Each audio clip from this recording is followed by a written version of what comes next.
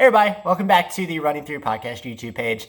Before we get into today's episode, in which I interview fresh off a second place Olympic trials finish Jake Riley, I wanted to talk a little bit about kind of what's been going on. I want to give a primer onto why I haven't been updating with a lot of videos. I was kind of daily, then I kind of backed off at the new year. I haven't talked about much on the podcast, but this will be my explanation. Going into the end of last year, I was having some depression and anxiety issues again. Kind of similar to where they were when I had burnout in college, like getting to that level of just malaise and general like dread that I felt every day. I took that time to take a step and see a psychiatrist, get on medication, and it's helped a ton. It's helped a lot, but there were some learning curves there. So I kind of got out of my routines. I had to deal with kind of the side effects and how the medication made me feel. In general, I love it because it evens things out. That sense of dread kind of lifted as soon as I took it, which was definitely like a taking the first step kind of thing, psychosomatic for sure. But I've definitely noticed, I've been on it for about 2 months now, a little bit more than 2 months actually, and I've noticed that I don't have those lows anymore. And creatively, after I finish something, I don't feel like I need to go take a nap for 12 hours. So it's been very good for my creative process. It's been good for working on things. I just need to get back in the routine of content creation and just being productive. Because I got out of those habits. You know, it is what it is. I work a full-time job and then do all this stuff. So like making sure I actually showed up to work and was giving effort there was the first thing. And now that that's figured out, I figured out my energy levels. I figured out my routines. I'm feeling better. So this is kind of my update. Last week I put out my first video in a long time, which was basically just an audio wave of the podcast. So this audio will be on the podcast feed on Thursday. You get a little bit of a preview of it here today. And then from there, I'm going to start doing daily videos again. Aim for like 3 times a week, just little updates when big things happen. And we'll kind of go from there. So anyway, thank you guys for listening to this little primer. I'm glad to get that off my chest. If you like this video, if you want to see more of what I have to say, make sure to like it, give a subscribe. Go check out Jake Riley. So that's at Jake Bill Riley on Twitter and Instagram. The dude's awesome. I hope you enjoy the rest of the podcast, and I'll talk to you later. There were definitely like a lot of times in there where, one, can I make this work just from the standpoint of being able to support myself, and then I'm here to change the game up. I'm here to shuffle up the deck. Hello, everybody. Welcome back to another episode of the Running Through Podcast. My name is Justin Horniker, and this will be the second podcast in a week. We're back on the grind, baby. And I have an interview for you that I'm very excited to bring to you with the one and only Jake Riley, second place finisher at the marathon trials a couple weekends ago. It feels like an eternity ago. I forget when the trials actually were. We talked about it last week. So we don't really get into Jake's race that much because he's covered that on a couple different podcasts this weekend. What really in depth with it on the Sidious Mag podcast, which I will post below. Shout out to Chris Chavez. And so I wanted to kind of get to a couple different topics. Because some reoccurring themes that we talk about in the show with athletes and with myself is just looking at the post-collegiate experience. The grind, I like to call it. But what it takes to be a sponsored runner when you're running without a sponsorship or a small sponsorship, and what taking that next step feels like when you have so much uncertainty in your future. So I think there's a lot to be learned there when things aren't a slam dunk, when you aren't quite sure if you're going to be able to make it. There's a lot to gain from studying people who have kind of gone through that process and have faced that uncertainty and have achieved their dreams out of it, or achieved everything they could have asked for out of it. And I think that's what is inspiring about Jake's story. And that's what I respect out of him anyways, that he's fully embracing it. Anyway, let's just run right into the interview, and I will see you folks in a bit.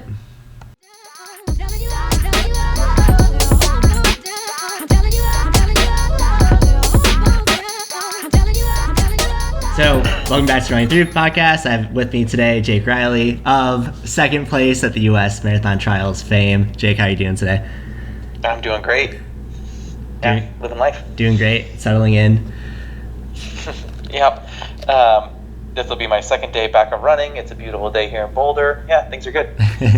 Have you been recovering well? How is the aftermath of Atlanta for you?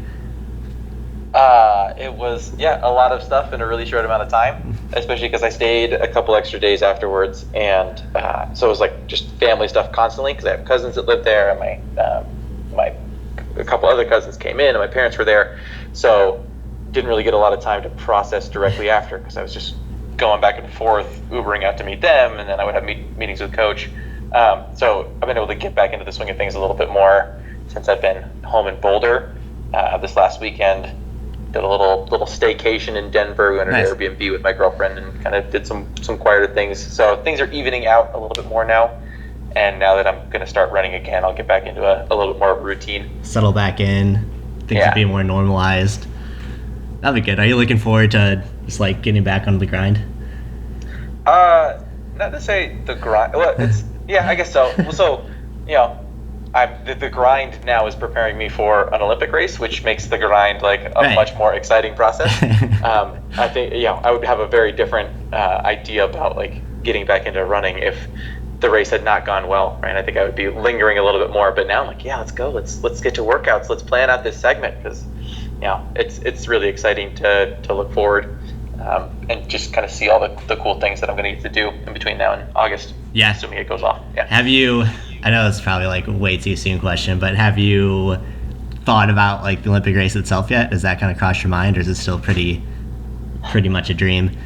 Oh yeah, I'm already starting to visualize. Well, especially because we need to, because I've been talking with Coach about what races we're going to do, and it's going to be a hot one, so we need to kind of plan out where and when we want to do maybe a little more heat acclimation. And then also just the way that we're planning out these races, we kind of base that based on what we think we need to do at the final goal race. And so, we've thought a little bit about how we think this race is going to play out, and it's all super tentative and subject to change. But how we think the race is going to play out and what that means we need to do in training to prepare for that. Yeah. So like before the trials, a lot of hill stuff, right? We wanted to be rolling a lot, and we wanted to be able to be really strong in the middle. Whereas this race, right, no hills, but championship race at a really, really high level. So probably need to be more ready for surging and more kind of race tactics type of stuff, which is not something I've had to do in my last couple races, which means that we're going to seek out some slightly different racing opportunities and kind of emphasize some different stuff in terms of workouts. So before we were doing Magnolia Road on Wednesdays because it's really hilly, we might not do that this time just because we don't necessarily need that pounding. We want to emphasize something else. So I thought about it a little bit, and then I don't know. I mean, I've been visualizing an Olympic race for a long time, and now I get to be a lot more specific about it, which is fun. Yeah. Okay, so I don't want to talk that much about the Olympic trials race because you went over that with the Cities Mag guys, and I'm sure you've talked about it to death. But when did it like start to feel real for you? When did you start like envisioning this Olympic race? Like when in your life did that come up the first time? Like when did it feel like a real possibility? Oh, I guess so. I got out of college in 2012. Yeah. And knew I was going to be running professionally, and I joined the Hanson's group, and that was with the goal of being a marathoner and running Olympic trials and U.S. championships and trying to make teams. So I guess then it was like this is something I'm working towards. This is not just a pie in the sky goal. This is a reasonable goal that is achievable. It's obviously a high level one, but so like I went to them with the expectation that I was going to be going to the 2016 trials and competing, trying to compete for a spot on the team. But as far as this going to this Olympics being a reasonable possibility, I didn't really think about that until after Chicago, right? Okay. Into Chicago, we just really had no idea about what sort of fitness I was going to be in. I was really worried that like all that time off, I was going to need like one or two races to get back into it. I'd been training for I'd been back to activity for a little over a year at that point, but it takes a long time to come back from a downtime, and so I wasn't sure I was going to have the fitness. And then Chicago went really well, and so that kind of changed my perspective a little bit from, well, you might have to go into the trials and just roll the dice and see what happens, to well, now you can go to the trials and like see yourself as a little bit of a favorite and be maybe a little bit more conservative, or a little bit just more confident in your position, not have to take quite as many risks or not think of it as a risky proposition. And then as far as knowing I was going, I did not really know until about 20 meters from the finish.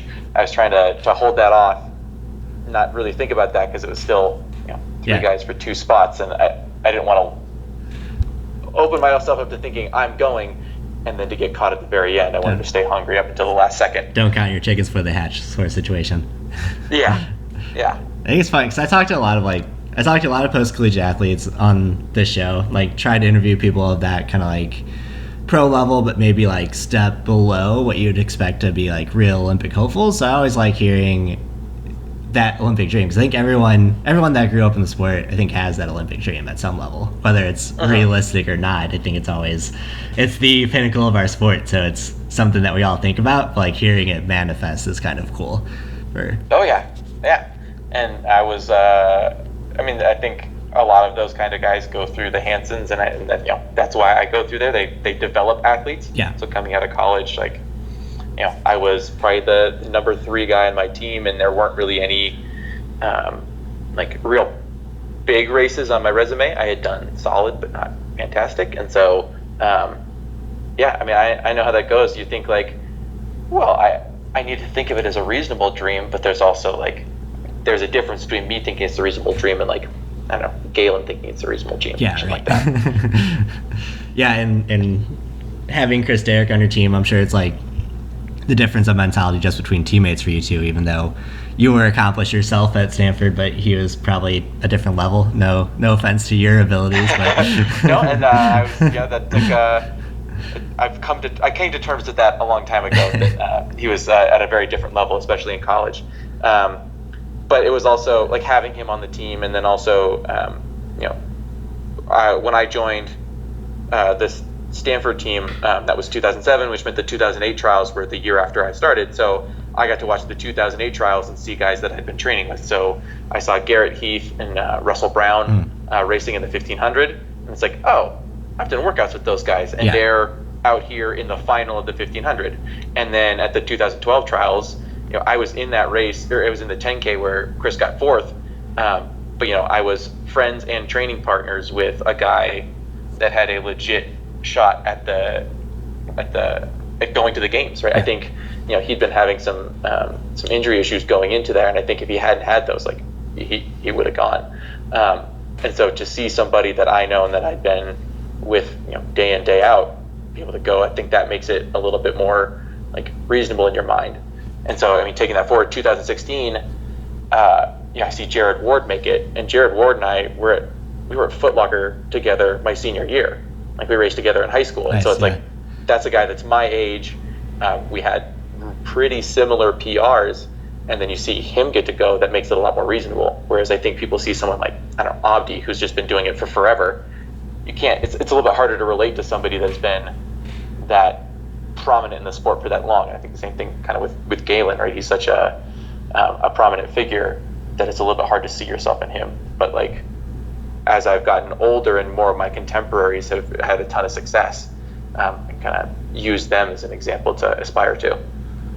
Yeah, and I think that's what makes your story so cool, is it gives kind of an option for, I don't know, we have a whole group of runners that come out of college who maybe aren't like the, NCAA All-Americans, but aren't like NCAA champions, right? And at a certain point, there aren't a lot of opportunities at this point for them to like continue in training. So it's nice to see that like you can extend that lifespan of a elite runner, of a pro runner, someone who maybe isn't in the mainstream of pro running, but you can still like extend that peak to the point where you can make an Olympic team, or you can make some noise at some point in your career. Because our sport, like, you don't really retire from. You can go until like Abdi's 40.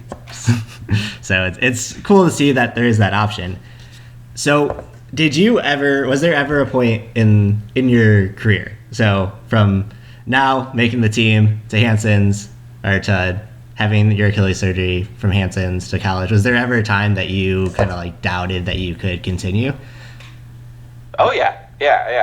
Well, so especially after I left the Hanson's, so I lost the Brooks contract that I was under, and I was also still injured, so I wasn't really able to train. I kind of thought, when I left the Hanson's, I moved back to Seattle for about 8 months, and without a contract, I needed to get a job because Seattle's super expensive, and my wife at the time was working as a teacher, but that does not pay great, and so like you have to go out and you have to find a job, and my resume is pretty thin, and so the job that I was able to find was like substitute teaching. And so to all the teachers out there, like it can be difficult to get in even cross training and sort of the real basic level stuff, let alone train really hard. And so at that point, I was so consumed with just trying to make ends meet and try to think about, like, I just need to be in a place where I am not constantly worried about making a rent. Like, training might just not be in the card, or training at a high level. Yeah. So there were definitely like a lot of times in there where, one, can I make this work just from the standpoint of being able to support myself, and then two, is this am I going to be able to do enough for my Achilles that training is even going to be an option? So yeah, there was like a couple year period in there, and then I also I got a lung infection, kind of, I guess that would have been early 2017. Yeah. That it puts blood clots in your lungs. Now, I was taking blood thinners and a whole bunch of other stuff at the time to try and break those up, but they said, like, we think we got to it quick enough, but there's also a chance that, like, some of those blood clots got in there and killed some of your lung tissue. And so, like, there was this whole other thing of, like, are my lungs even going to be able to handle coming back to running, right? If we didn't get all of it, then like, that could be a whole other thing. And so there were a lot of concerns about, even if I did come back, like if my Achilles did come back to being healthy, is my body going to be ready to be able to do to accomplish goals that I previously had? Like, would those still be reasonable? Yeah. What did you kind of have to do mentally to get back into that zone? I had to rely on a lot of other people. Yeah. So yeah, I think it's just helpful. Routine was, I think, a big part of it. For a long time, so ever since freshman year of college, right, running is just what I do every day. Right. And so I just do something for running every single day, and that's just kind of the routine that I had gotten into. And so just kind of sticking on that, and the way that I phrase it a lot of times is just sort of coasting on inertia, is like, I was doing it yesterday, so I will continue to do it today. Yeah, just kind of. We're not going to worry too much about how productive that's going to be in the future. It's just keep doing it. And then, so like when I first joined Lee, I was not in shape or anything like that. But it just kind of tells me, okay, well, this is what you're going to do. And when somebody else is telling you, here's a plan, it makes it a lot easier to just kind of follow it, right? You don't have to think about it as much. You don't have to doubt, like, is this the right thing to be doing right now? Like, am I going too hard? Am I going too easy? I want to get aggressive. I want to start doing tempos again. But wait, is that too much? Am I going to hurt myself? Whereas when you work with a coach, I think this is the biggest part of working with a coach, even when you're someone who's been doing this as long as I have, is like, those concerns don't matter. I have someone I trust. They write a plan, and I follow that plan. And so it just kind of takes it out of your hand, and you can just focus on just taking it one step at a time. And it's the same thing with taking care of my Achilles, right? A doctor gives you a rehab plan, and then the strength coach we work with, Kevin Purvis, like, he gives me a return to activity plan. And so I don't have to worry if I'm overdoing things. It's like, it was on the sheet. I did the thing on the sheet. I tell him how I feel after I do the thing on the sheet, and we just keep going with that. And then eventually one day you notice that, like, tempos don't hurt as much anymore, or when you step out of bed, you're not limping immediately. And it's just kind of the gradual passage of time, and just routine and making a space for doing stuff during the day. It's never going to feel, it's going to be really boring a lot of the time. And I think it's really good to have like distractions, right? So I was trying to find a job, and I was starting school and all this other kind of stuff. So I had other things to focus on while my body was just slowly getting back into things. Yeah, I think that's what I liked about like when Lee posted your training. It's like nothing's reinventing the wheel. Everything's pretty straightforward. So it's like kind of takes the guesswork out. The like mental energy that you'd have to spend like thinking about your workouts kind of isn't there. So like that has to help too when you're kind of like still finding your groove. Did you find like the simplicity kind of helpful with that? Early on, yeah, right. It's just daily runs and tempos. Yeah, right. But for the Chicago buildup, I was a little bit skeptical. So we were a high mileage program in college, and then I was at the Hanson's high mileage program. You know, between 8 and 12 miles worth of volume is pretty typical during a marathon buildup for them, and then like 120 up to potentially 130 mile weeks. That's kind of their thing. And then you look at like Northern Arizona training, similar ideas, right? Like pretty high volume workouts, and that's kind of the general rule of thumb out there is that you need to do. Most people put in pretty high numbers, and for Chicago and for the trials, like I didn't get above 110, and our workouts, I think the longest, Tuesday, Friday hard session we do doesn't get over 7 miles, and most of them are more in that 4 mile range. And so the first segment with Lee, I was a little bit skeptical, like, is this really enough for a marathon? Like, how is this going to translate to doing 26.2? I just went out and did a 20-minute 20-minute fartlek tempo. Like, how could this possibly scale up? I don't have those doubts anymore because it's worked really well twice. Results speak for themselves. So, and I think it's just, as Lee says, it's just time on feet, and it's making sure that, you give your body enough stimulus and then enough time to respond, and you come in a little bit undercooked instead of overcooked, and it's simple and it works and it's effective. And like that was a little bit of an adjustment, right? Coming from Hanson's too, I'm sure. Different, like what it means to be trained for a marathon. Yeah. Well, that's good enough. Like I talk about it all the time because in my running, like I went through periods where I was just like completely burnt out because I was a D3 runner, so like not really high caliber where anything was going to happen out of it, but I enjoy the sport. But like running D3, you're like training, but you also have a job and school and everything. So like after college, I just got completely burnt out and like mentally needed help. Like you're saying, like you can't do it all yourself. Like I had to see a counselor just for that, and like obviously coaching helps because they can like simplify everything and you don't have to overthink it. So it's good to hear that like the things I talk about on this podcast that you're kind of like reaffirming with your story as well. 100%. Like, I mean, and teammates, I guess I haven't mentioned that yet. Like, even when early on in this segment, I was not really in a place to like catch up to them. I was getting my ass handed to me every single day. Like, just somebody out there to hold you accountable for getting out of the door, right? Like, you don't always have to plan where you're going to run because you get the text and it's like, we're meeting here at 8 a.m. or whatever it is. It's like, okay, great. I'm going out to run at 8 a.m. I just had to be at this place. The people that write their own training or kind of training solo, I admire them because I think that takes a ton of just mental fortitude. But whenever I've tried to do that, I can only hold it for so long before I just start getting a little bit burnt out. Like I need other people around me to kind of hold me accountable. And some days you're not feeling it, and someone else is, and you can just kind of tuck in and drag it through workouts. Post off of their energy. It's the same thing with coach, right? Like I'm not always feeling it, but he's there to kind of just keep the routine going and keep his eyes on the longer term goal, so I can just focus on getting myself through the next few days. Yeah. Is that something that when you look at potential like sponsors, is that something that you're like wanting to keep together as your team that you have assembled now? 100%. Yeah. It was a little bit weird after the trials. Like Lee was like, I mean, I've gotten a couple of things where like you could join a brand, but you'd have to move to a different team. And he was like kind of tentative about it, as if like I might possibly consider taking that. It's like, what are you talking about? I don't know if I want to talk to you about 2 of the greatest this. races of my career in a row with you. Like, there's no way we're mixing this up. We have a formula that's working right now. Like, we're staying with it. And then as far as my training partners, I mean, they have their own internal lives. People's goals change and what they want to do change. But if I could keep these training partners together and this team, like that'd be awesome. Because obviously, I like the guys I train with. I think we work well together. So yeah, keep it rolling. If it's not broke, don't fix it. Right? There's no.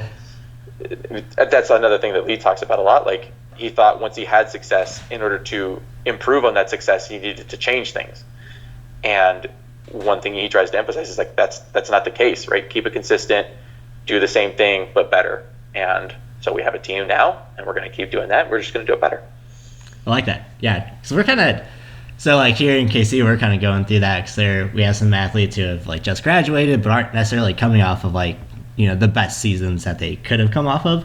So like it's like trying to convince them that like you're a good case study, because it's like, all right, you have these offers on the table, but like if we can just kind of keep you going through the Olympic trials and keep you going through the end of the year, like those offers will probably still be their worst case scenario. But you could also like have a good race, like hit the A standard, or just even make the final, and you're going to get a much better offer than what you're having. And also like an offer that takes you away from the training group that you've been succeeding in isn't always going to be beneficial for you in the long run also. And yeah, for sure. I mean, I think if we're going to use another cliche here, but grass is always greener on the other side. Yeah. Like, that's not necessarily true. Like most training groups out there have a similar vibe. So, but it's just the personalities that are going to change. So if you pick a group that has had success with other people, like there's a good chance it's going to have success for you. Right. So then the difference between whether it's going to work out for you or not, I think, is how much do you trust the training? How much do you like the guys that you're with on a daily basis, right? I like the training with Hanson's didn't change. I was just in a bad place emotionally. Like I was not approaching it with the same level of commitment or enthusiasm that I had before.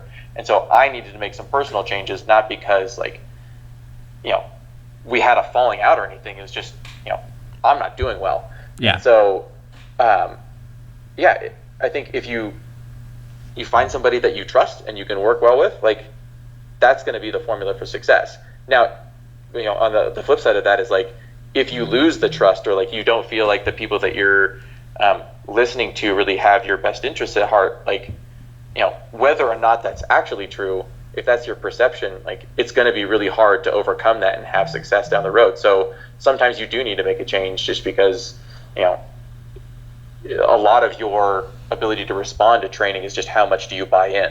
Yeah. And so, I think that was the big thing with Lee, is like I bought in early because he'd had success with the people, and then now I continue to buy in because it's had success with me. Yeah, that makes a lot of sense. Is there, and you might not even want to answer this question, but is there like a brand that if they came to you that you would say yes right away, or is it just something that you're kind of evaluating on a case-by-case basis?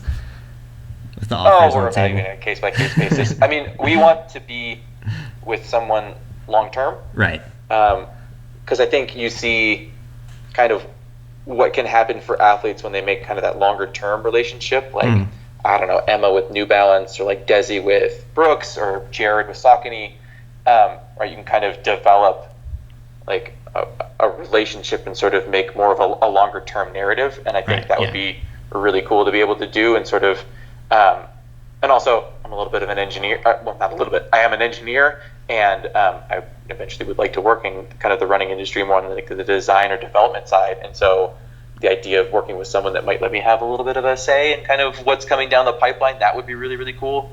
But just, someone that would be open to sort of collaboration and making it a little bit more of a two-way street, I think is what we're looking for in any brand that we work with, whether it's with running shoes or nutrition or whatever it is. So that, I think, is a longer conversation than just here's some money, here's some shoes. Right, yeah. So we're definitely going to take our time evaluating not just is the money right, but like is the culture right? I think who we work with. Yeah. The good news is those like opportunities are getting more plentiful, and I think like brands are now starting to recognize that like your athletes are your like biggest ambassadors. So like it seems more and more that like outside of maybe Nike and Adidas, even though they're starting to get on that train too, of like put your athletes front and center. Like they have a lot they can give your brand, like that kind of working back and forth. But yeah, seeing what like New Balance has done with like Emma and Jenny of just like designing shoes around them, like using them front and center to promote it. It's a pretty cool situation to get yourself in if that is what ends up happening. All I need to do is like win a world champs gold. Yeah, I mean, I'll be right there. In those cases, you just have to win a couple medals. It's no big deal. But. But yeah, I mean, that's the goal, is to have something like that. I think that'd be fantastic. Cool. Yeah, no, it's fascinating to me because, like I said, I talk with a lot of people who are like at that kind of level, maybe right after college or afterwards, that are looking at those opportunities, and like some of them, it just seems like people just want to hand you gear and like run, and you don't really have that relationship of like actually representing the brand. It's just like, here's your gear, go do whatever you do. And I think like it helps both parties if we can be like actually working together and learning from each other. Yeah, well, so I know I get the feeling and the instinct, because I think when you're in college and when you're in high school, right, you look at the pros, and the pros have a relationship with the brand. Right. And so then the idea is like, oh, if I have, like, I'm not a true professional unless I'm like wearing someone's kit, unless I can say that I'm X's athlete. Mm-hmm. But at the same time, like if it's just product, like, yeah, you have a brand, but you're also kind of locked in, and you're not really, I mean, kit is great, and it's nice to not have to drop 120 on shoes every week, but like, or every month. But that was one of the things that we were talked about after Chicago, was we could sign, a okay deal, but it's not really going to radically change what I'm able to do in training from day to day. Right? Like I will now not have to pay for shoes, but I also will have like all these other commitments. And is the amount of money that these people are offering right now, is that trade-off worth sort of the independence and autonomy that I have right now? And we kind of decided no, and we're just going to bet ourselves for the trials, where now we could potentially sign a deal that would make that kind of radical difference.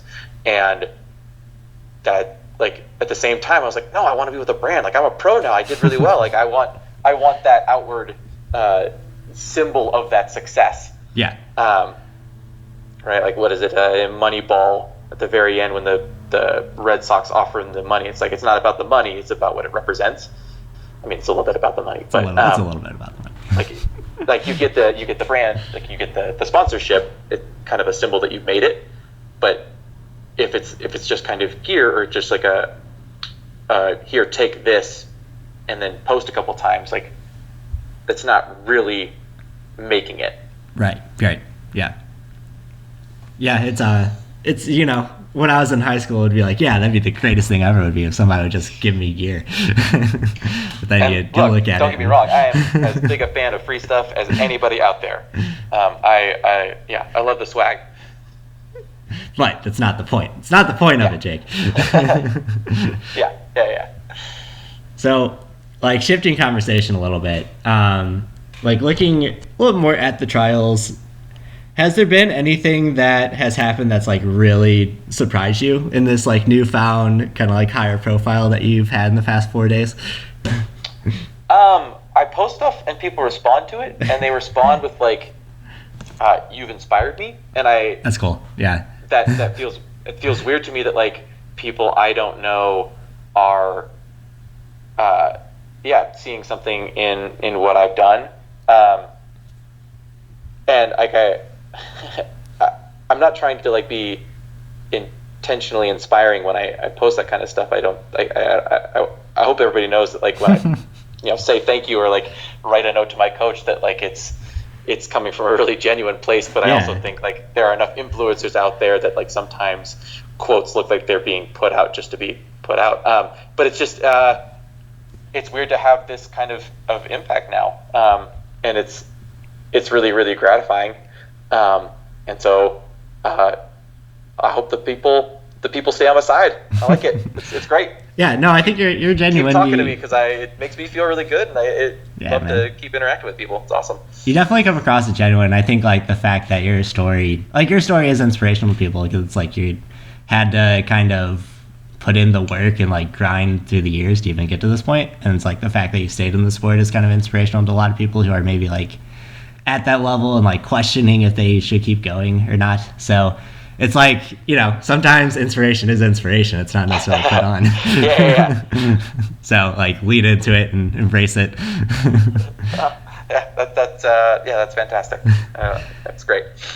Well, cool, Jake. I think that's kind of all I had to talk to you about. Is there anything else that you kind of want to say for the people? I don't know. I guess one last thing I'll put out there, and this is actually kind of a little bit of a bummer, but like, I mean, I stayed in the sport and I worked really, really hard to come back, and I put a lot of time and emotional investment and energy. But like, so I think, you know, someone sees that and like, oh, that's kind of the fruits of putting that time in. But I mean, like everybody that got to the trials has had to put in that grind at some point, probably. Right. And only 3 of us made this team, and so like, I don't want to like it ever come across as like the grind is worth it because of the success that it brings, right? Especially if your metric of success is making the Olympic team, you're probably not going to get that, and that's not chances like to are. say that whoever's hearing this message is bad. It's just like only 3 people make it. Some guys that are completely capable of representing the U.S. well and are at a high enough level to do that didn't make it. And it wasn't because they didn't work hard or they didn't want it bad enough or like they didn't spend enough time in the trenches. It's just it's really hard to come back. So like the journey has to be worth it for, I think, more intangible type of stuff, right? I love running. It's kind of how I define myself, and so I also, in preparing for the trials, like I put a lot of emotional energy in visualizing this thing, but I also kind of had in the back of my mind, like I have to make sure that this amount of time will still be worth it even if I don't achieve those goals. Yeah, you have to enjoy the process. I think we do a disservice sometimes talking about like, you know, if you dream it, you can achieve it type of stuff, because it kind of glosses over the ideas like, well, depending on how big your dream is, you may not achieve it, which doesn't mean the pursuit of the dream isn't worth it. It just, you know, we don't want you to think that like the only way to justify putting, you know, your whole life behind something is if you achieve the loftiest goal possible, right? I would still feel that my investment here was worth it, even if I hadn't have made that team. And I think that's, you know, an important message for all the kids out there that might be listening. Yeah, that's definitely an important lesson.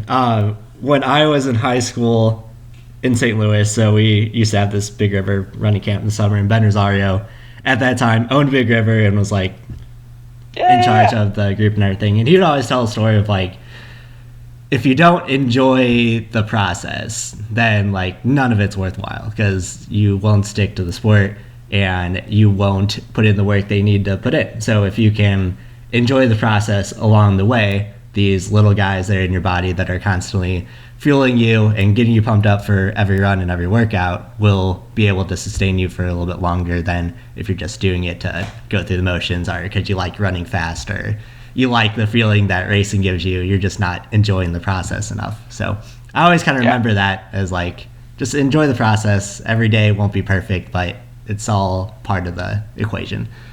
Yeah, 100%. So you're a St. Louis boy. Do you know Tim Rackers? I do, yeah. Oh, that was my teammate. Cool. Yeah, St. Louis boys. There you go. Yeah, so I went to St. Mary's, Tim went to SLU. We were actually the same age group. So yeah, I used to race against him all the time. It's a small world out there. Yeah, running, eventually you run into pretty much everybody. Yeah.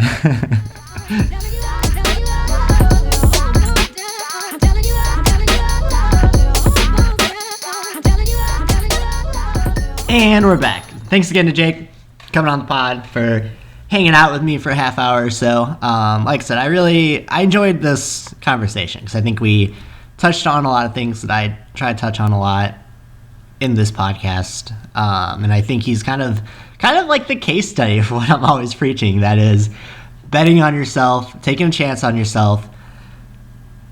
It's interesting because, I mean, like, go back through our podcast episodes. I've talked about it so often that when you're looking to take the next step, don't jump at the first opportunity.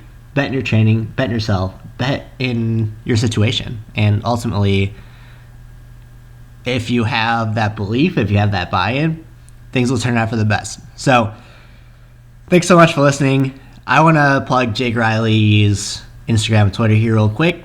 If you want to follow him, if you want to give him a shout out, you can follow him on Twitter at Jake Bill Riley, spelled how it sounds. You can follow him on Instagram under the same name, at Jake Bill Riley.